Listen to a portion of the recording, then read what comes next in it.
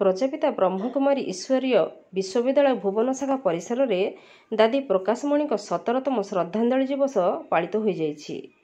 ବ୍ରହ୍ମକୁମାରୀଙ୍କ ଦ୍ୱାରା ରକ୍ତଦାନ ଶିବିର ଅନୁଷ୍ଠିତ ହୋଇଯାଇଛି। ବିଶ୍ୱ ବନ୍ଧୁତ୍ୱ ଦିବସରେ ଦାଦି ପ୍ରକାଶମଣିଙ୍କ 17ତମ ଶ୍ରଦ୍ଧାଞ୍ଜଳି ଦିବସ ଉପଲକ୍ଷେ ଶିବିର ଆୟୋଜିତ ହୋଇଥିଲା। ଏହି ରକ୍ତଦାନ ଶିବିରରେ ସମୁଦାୟ 30 ୟୁନିଟ୍ ରକ୍ତ ସଂଗ୍ରହ ହୋଇଛି। ଉଦ୍ଘାଟନ ସମୟରେ ଅତିଥି ରୂପେ ନଗରପାଳ ଶୁଭେନ୍ଦୁ ସାହୁ, ଆତ୍ମା କମିଟିର ସଭାପତି ସୁଧାକର ସାହୁ, ସମାଜସେବୀ ସଚ୍ଚିଦାନନ୍ଦ ରାଉତ, ଭୁବନ ଡାକ୍ତରଖାନାର ମୁଖ୍ୟ ଡକ୍ଟର ରମେଶ ଚନ୍ଦ୍ର ସାହୁ, ବାଲିବୋ ସମବାୟ ସମିତି ସଭାପତି ମଳୟ କୁମାର ତ୍ରିପାଠୀ, ଭୁବନ ପତ୍ରିକା ସମ୍ପାଦକ ଚିତ୍ତରଞ୍ଜନ ମିଶ୍ର, ବାଜି ସେନା ଅଧ୍ୟକ୍ଷ କମଳଲୋଚନ ମହାରଣା, ବ୍ରହ୍ମକୁମାରୀ ବିଜୟା, ଅମ୍ବୁଜା, ଶ୍ୱେତପଦ୍ମା ସହଯୋଗ କରିଥିଲେ।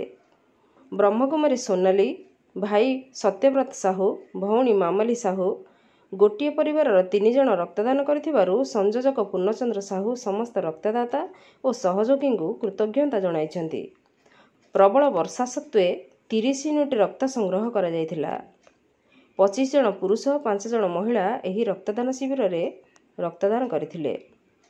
ଏହି ଅବସରରେ ସ୍ୱାସ୍ଥ୍ୟ ସଚେତନତା ଜାଗୃତି ଶିବିର ସ୍ୱାସ୍ଥ୍ୟ ନିରୀକ୍ଷକ ବ୍ରହ୍ମକୁମାର ସଞ୍ଜୟଙ୍କ ଦ୍ୱାରା ଅନୁଷ୍ଠିତ ହୋଇଯାଇଛି।